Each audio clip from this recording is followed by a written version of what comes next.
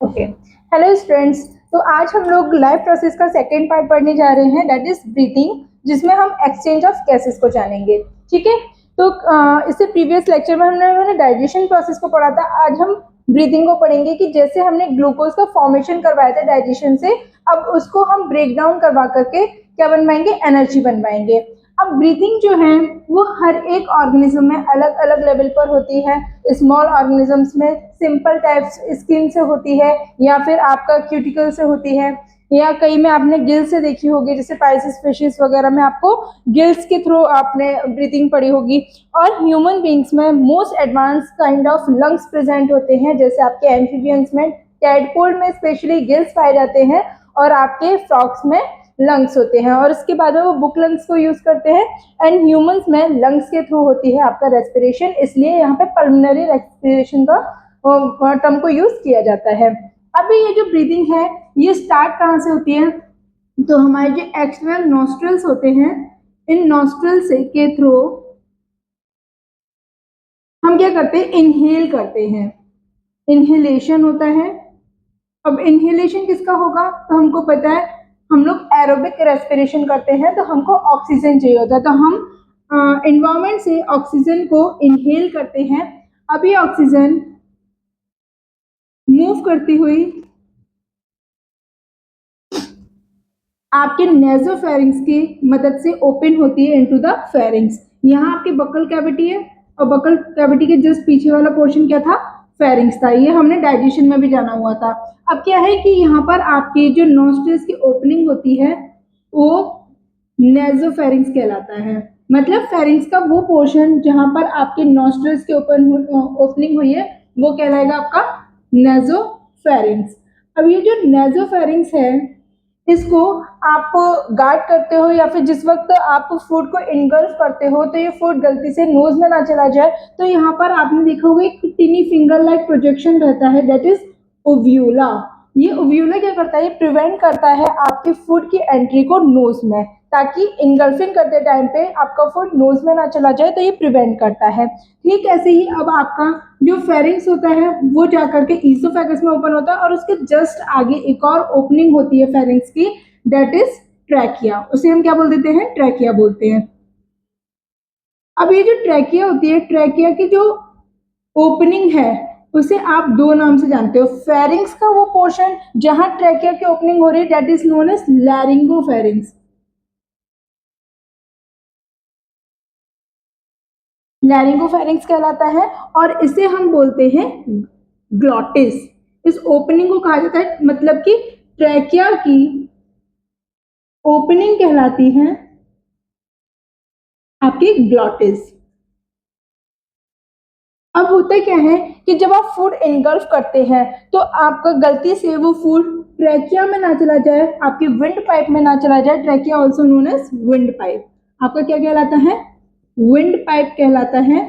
अब इसके पास में इसे प्रिवेंशन चाहिए होता है, क्योंकि आप जब फूड को इनगल्फ कर रहे हो तो ये दोनों साथ साथ में प्रेजेंट है, तो वो फूड आपका गलती से ट्रैकिया में ना चला जाए। तो इसको प्रिवेंट करने के लिए यहाँ पर एक फ्लैप लाइक प्रोजेक्शन होता है, जिसे आप बोलते हो एपिग्लॉटिस।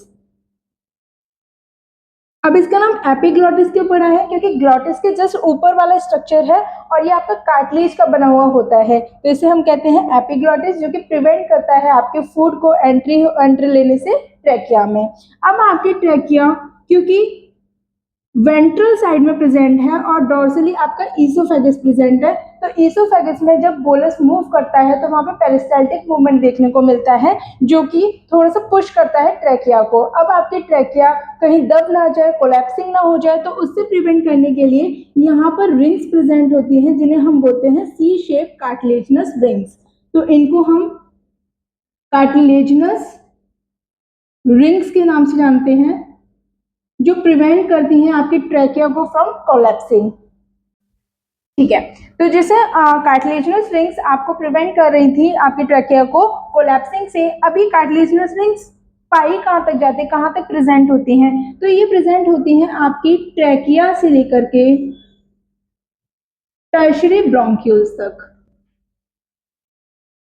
अभी टर्शरी ब्रोंक्यूल्स तक क्यों जाती हैं? क्योंकि उस टाइम तक आपका डिवीजन हो रहा होता है और डिवीजन होते होते आपके जो ब्रोंक्यूल्स होते हैं वो इतने ज्यादा शॉर्ट हो जाते हैं कि उन्हें स्ट्रेंथ मिल जाती है और अब इनको कोलैप्सिंग से वो खुद ही प्रिवेंट कर सकते हैं। ठीक है, तो ट्रैकिया से लेकर के टर्शरी ब्रोंक्यूल्स तक आपकी कार्टिलेजिनस रिंग्स पाई जाती हैं, जबकि आपकी ट्रैकिया डिवाइड हो जाती है जाकर के T5 पर, मतलब कि फिफ्थ थोरैकिक वर्टिब्रे पे जाकर के आपकी ट्रैकिया टू पार्ट्स में डिवाइड हो जाती है, लेफ्ट और राइट पोर्शन में। अब ये जो लेफ्ट और राइट पोर्शन में आपकी ट्रैकिया जब डिवाइड होती है तो उसका नाम चेंज हो जाता है और नाम पड़ता है प्राइमरी ब्रोंकाई। अब इन्हें प्राइमरी ब्रोंकाई फर्दर डिवाइड होती जाती हैं, प्राइमरी से बनती हैं सेकेंडरी, सेकेंडरी से बनती हैं टर्शरी और टर्शरी के बाद में फिर आती हैं आपके टर्मिनल ब्रोंकाई। टर्मिनल ब्रोंकाई से लेकर के फिर एल्वियोलाई तक आपके जो ब्रोंकाई होते हैं उन्हें ब्रोंक्यूल्स कहा जाता है और फाइनली ये एक बैग लाइक स्ट्रक्चर में जाकर के ओपन होती हैं, जिन्हें आप जानते हैं एल्वियोलाई के नाम से। ये एल्वियोलाई क्या है? बैग लाइक स्ट्रक्चर्स हैं, बैग लाइक स्ट्रक्चर जहां एक्चुअल में आपका क्या होना है? रेस्पिरेशन होना है, मतलब कि एक्सचेंज ऑफ गैसेस होना है। अब एक्सचेंज ऑफ गैसेस कराने के लिए आपके जो ब्रोंका जो एल्वियोलाई प्रेजेंट होती हैं, इसी बिहाफ पर हम इनको बोल देते हैं it is a basic unit of lungs. मतलब अगर आपसे कोई पूछे कि लंग्स की बेसिक यूनिट क्या है, तो हमारी बॉडी की बेसिक यूनिट वाली सेल है, लेकिन लंग्स के लिए क्या है? एल्वियोलाई है। अब आपके ट्रैकिया का डिवीजन होते होते ये ट्रैकिया क्या होता है? अंदर फर्दर ब्रोंक्यूल्स में डिवाइड होती जाती है और डिवाइड होते होते इतना शॉर्ट लेंथेड हो जाती है कि इसे स्ट्रेंथ मिल जाती है और स्ट्रेंथ एंड में जाकर बैग लाइक स्ट्रक्चर्स में खुलती है, जो कि यहाँ पर 200 to 250 मिलियन एल्वियोलाइज का फॉर्मेशन कराती है। अब ये जो आपके एल्वियोलाइज हैं ये थिन मेम्ब्रेन की बनी हुई एक लेयरिंग होती है, थिन मेम्ब्रेन। और कौन सी मेम्ब्रेन? यहां पर पाए जाते हैं आपके स्क्वैमस एपिथेलियम। स्क्वैमस एपिथेलियम की यहाँ पर लाइनिंग प्रेजेंट होती है ट्रैकिया के ऊपर, जो कि हमने टिश्यू में पढ़ा हुआ था कि स्क्वैमस एपिथेलियम की कैरेक्टरिस्टिक्स होती है डिफ्यूजन कराना, फिल्ट्रेशन कराना और सीक्रेशन कराना। सीक्रेशन बहुत लिमिटेड जगहों पर कराती है, बल्कि इसके प्राइमरी वर्क क्या है? आपका डिफ्यूजन कराना। अब हमारे एल्वियोलाई में जैसे ही गैसेस पहुंचेंगे तो वहां पर स्क्वैमस एपिथेलियम की मदद से डिफ्यूजन होगा और उस प्रोसेस को कहेंगे सिंपल डिफ्यूजन। सिंपल डिफ्यूजन, क्योंकि यहाँ पे गैसेस मूव करती हैं from their higher concentration to their lower concentration without utilising any kind of energy. यहाँ पे एनर्जी का यूटिलाइजेशन नहीं होता है, इसलिए इसे हम क्या बोलते हैं? पैसिव प्रोसेस बोलते हैं। ठीक है, अब ये जो आपके लंग्स होते हैं ये एक एयर टाइट चैम्बर में रखे हुए होते हैं और उस एयर टाइट चैम्बर को हम रिबकेज बोलते हैं, रिबकेज। अब ये जो रिबकेज होता है आपका, ये एक एयर टाइट चैम्बर बनाता है, क्योंकि यहाँ पर गैसेस का एक्सचेंज होना है तो गैसेस कहीं से लीक ना हो जाए, इसलिए आपके लंग्स एक ऐसी कैविटी के अंदर प्रेजेंट रहते हैं जहां बिल्कुल भी लीकेज की कोई भी पॉसिबिलिटीज नहीं होती। ये रिबकेज हर साइड से क्या करता है? लंग्स को कवर करता है। तो ये कैसे कैसे कवर करता है? तो सबसे पहले वेंट्रली या वेंट्रल साइड, फ्रंट साइड से हमारा स्टर्नम प्रेजेंट होता है। Sternum is a flat bone. हमारे पूरी बॉडी के अंदर इकलौती ऐसी बोन होती है जो कि कैसी है? फ्लैट होती है। तो स्टर्नम हमारे बिल्कुल फ्रंट साइड में प्रेजेंट होती है, जो कि रिब केज को बनाने में हमारी हेल्प करती है। और डॉर्सल साइड से, डॉर्सली मतलब बैक साइड से रिब केज को फॉर्म कराने में हेल्प करते हैं हमारे वर्टिब्रल कॉलम। वर्टिब्रल कॉलम मतलब जो हमारे वर्टिब्रेज हैं वो बैक साइड से क्या करेंगे? रिब केज का फॉर्मेशन करवाएंगे। अब मैंने आपको डायरेक्शंस पहले बताई हुई थी, तो आपके फ्रंट साइड हो गया, बैक साइड हो गया, ऊपर से मतलब कि एंटीरियरली,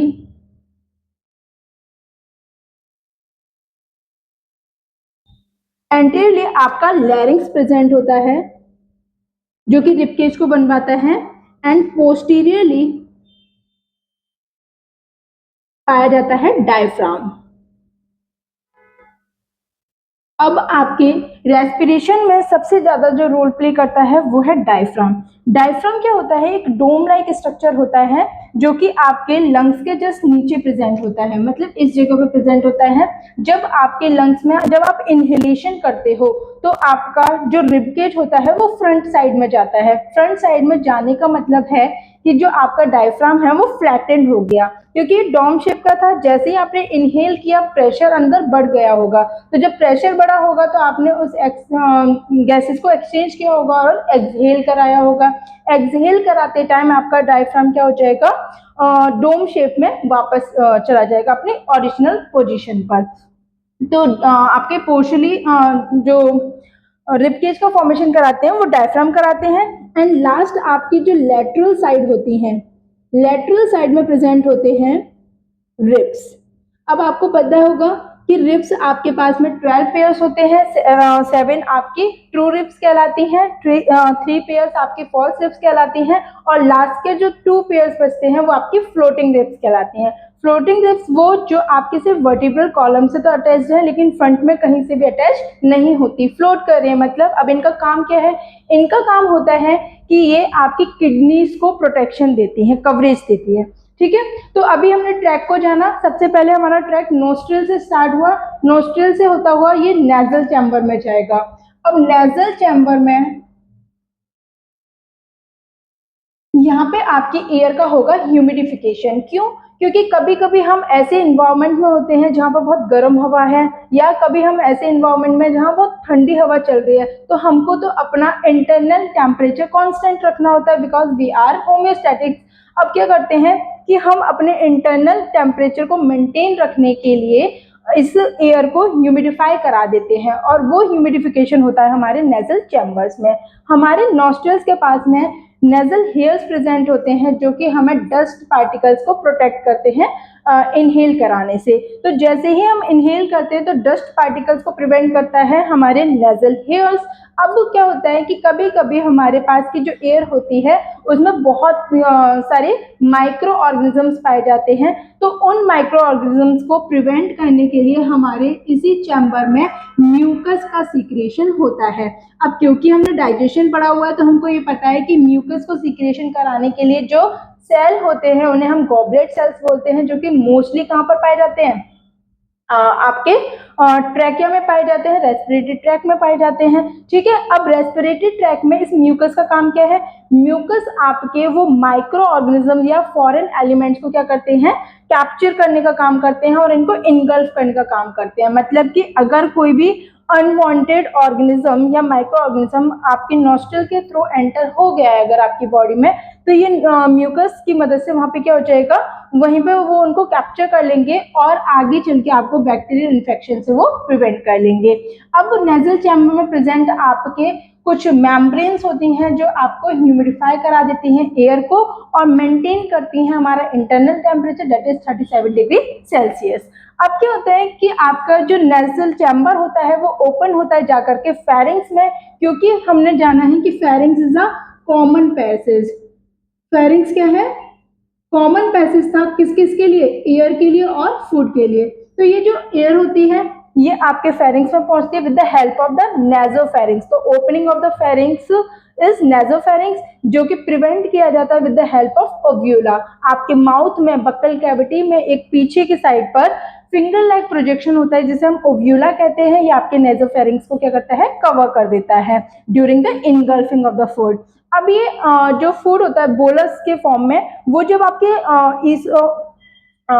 इसोफेगस में एंटर कर रहा होता है तो आपको प्रिवेंट करता है एपिग्लॉटिस उसमें एंट्री, ट्रैकिया में एंट्री करने से। ट्रैकिया की ओपनिंग को हमने ग्लॉटिस कहा है और ग्लॉटिस के ऊपर पाए जाने वाला फ्लैप लाइक स्ट्रक्चर एपिग्लॉटिस कहलाता है। आपकी ट्रैकिया से जब ये विंड गुजरती है तो यहाँ पर क्या होता है कि इस पूरे पोर्शन को, मतलब कि ट्रैकिया से लेकर के आपके टर्शियरी ब्रोंकियल्स तक का जो पोर्शन होता है इसे हम कंडक्टिंग पार्ट बोलते हैं। तो आपका जो रेस्पिरेशन होता है it is divided into 2 portions. First one is conducting part, conducting part and another one is respiratory part.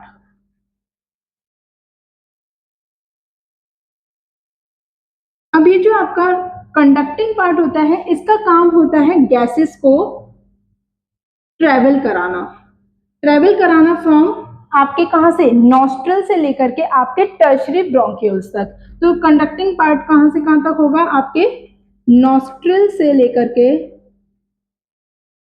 Tertiary bronchioles तक। इसके बाद में आपके टर्शरी ब्रोंक्यूल से टर्मिनल ब्रोंक्यूल्स के बाद terminal bronchi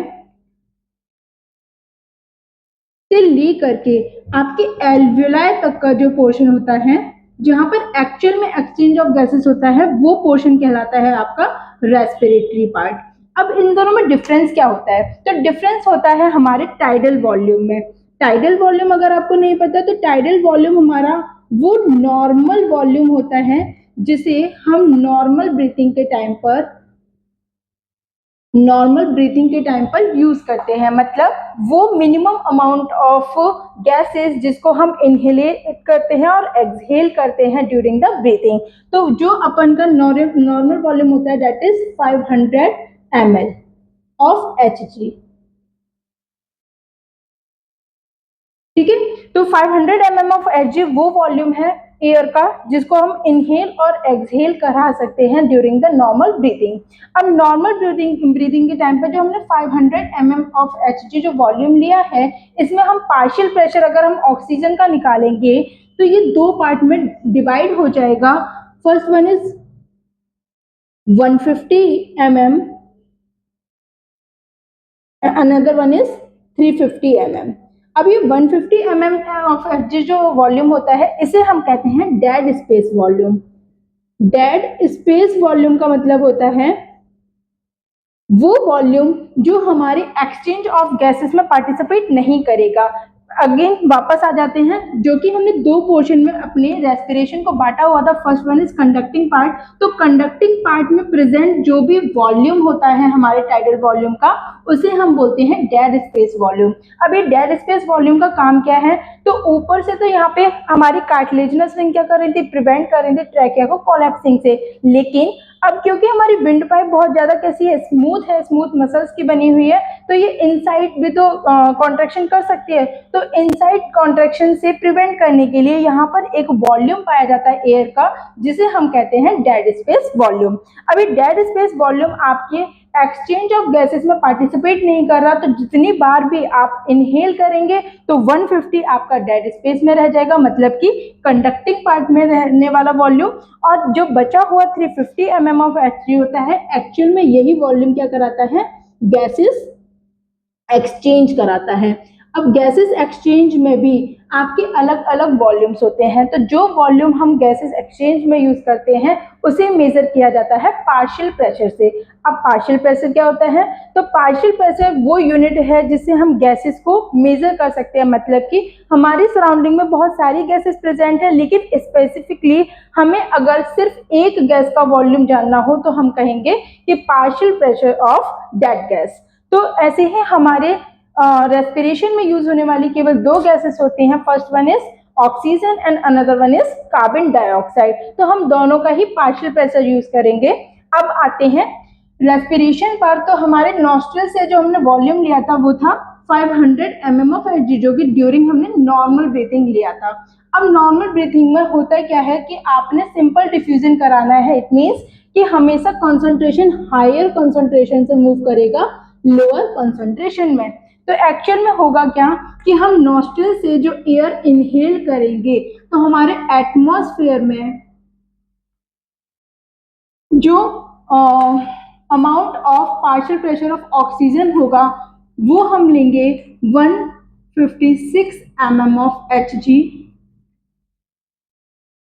156 mm of Hg को हम इनहेल करते हैं। अब क्योंकि ये एटमॉस्फेयर में बहुत ज्यादा है, तो हायर कंसंट्रेशन से कहाँ मूव कर जाएगा, लोअर कंसंट्रेशन में। मतलब कि हमारी बॉडी में जाएगा और बॉडी से होता हुआ कहाँ जाएगा, लंग्स में जाएगा। अब लंग्स के अंदर जब ये वॉल्यूम पहुंचता है, तो ये 156 से कितना हो जाता है, 104 mm ऑफ Hg।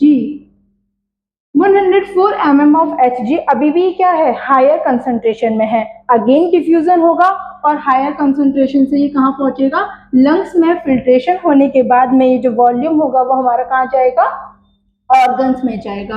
ऑर्गन्स मतलब कि अब ऑर्गन्स तक ले जाने के लिए हमें किसी ना किसी व्हीकल की रिक्वायरमेंट पड़ेगी, तो हम यूज करते हैं हमारे ब्लड वेसल्स को।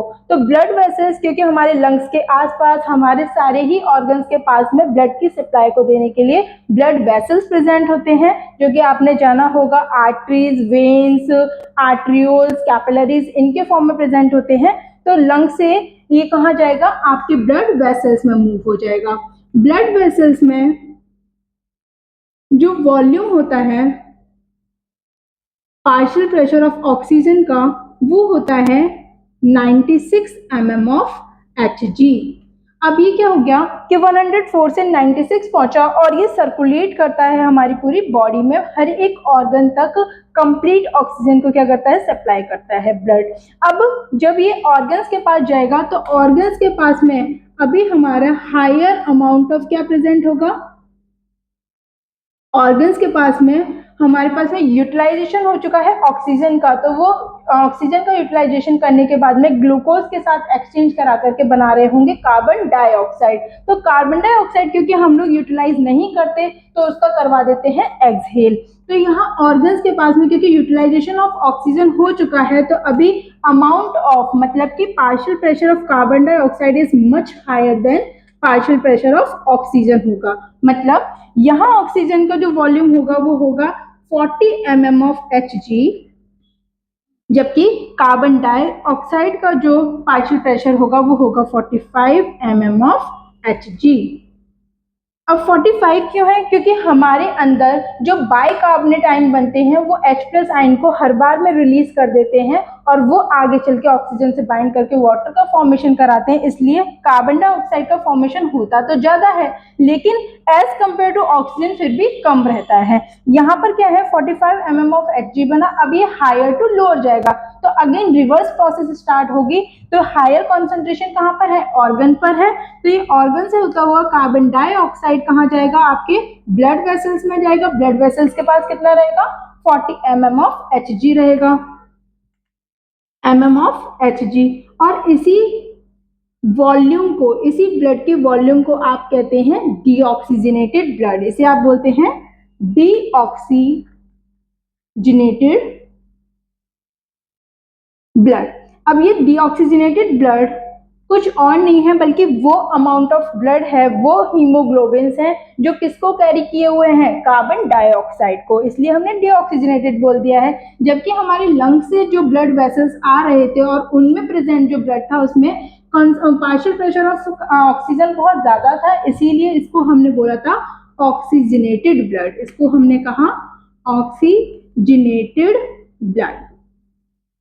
तो याद रखिएगा बच्चों, जो लंग से जो ब्लड वेसल्स जाएंगे वो कैरी करेंगे ऑक्सीजनेटेड ब्लड को, और ऑर्गन से जो लंग्स तक जो आपका ब्लड वेसल्स मूव करेंगे वो कैरी करेंगे डीऑक्सीजनेटेड ब्लड को। वहां partial pressure of carbon dioxide ज्यादा होगा। अब ये जो हमारा वॉल्यूम है ये लंग्स में पहुंचा, ब्लड वेसल से होता हुआ लंग्स में पहुंचेगा, तो लंग्स में आपका जो पार्शियल प्रेशर होगा कार्बन डाइऑक्साइड का that is again 40 mm of Hg होगा। अब ये हायर टू लोअर जाएगा, तो लंग से अब ये वापस से एक्सटर्नल इन्वायरमेंट में चला जाएगा, मतलब कि एक्सहेलेशन हो जाएगा। एक्सहेलेशन कराने के लिए आपका 40 mm ऑफ Hg से ये अगेन कहाँ जाएगा, लोअर कंसंट्रेशन में जाएगा, that is 0.3 mm of Hg। तो ऐसे करके आपका गैसेस का एक्सचेंज होगा। मतलब कि सबसे पहले मैं वापस से रिपीट करती हूँ, नॉस्ट्रल के थ्रू आप जो वॉल्यूम ऑक्सीजन का इनहेल कराएंगे वो होगा 156 mm ऑफ Hg, क्योंकि हमारे इन्वायरमेंट में ऑक्सीजन का अमाउंट ज्यादा है, क्योंकि हम लोग किस तरीके का रेस्पिरेशन करते हैं, एरोबिक रेस्पिरेशन करते हैं, और हम किस इन्वायरमेंट में सर्वाइव करते हैं, डेट इज अगेन एरोबिक। तो एरोबिक है, इट मीन्स कि फ्री ऑक्सीजन ज्यादा है। अब फ्री ऑक्सीजन कितना है 156 mm ऑफ Hg हमारे एटमॉस्फेयर में, और जबकि हमारे इंटरनल बॉडी के पास तो सिर्फ अभी कितना है 40 mm ऑफ Hg, मतलब कि ये अपने हायर कंसंट्रेशन से डिफ्यूजन की मदद से कहाँ चला जाएगा, हमारे इंटरनल ऑर्गन्स में जाएगा। और फर्स्ट इंटरनल ऑर्गन जो हमारे रेस्पिरेशन में हेल्प करता है दैट इज लंग्स। ये वॉल्यूम लंग्स में पहुंचेगा और लंग्स तक पहुंचते पहुंचते क्योंकि कुछ अमाउंट किसमें चला जाएगा, कंडक्टिंग पार्ट में रह जाएगा, तो यहाँ पर पहुंच के ये 104 mm of Hg partial pressure बचेगा।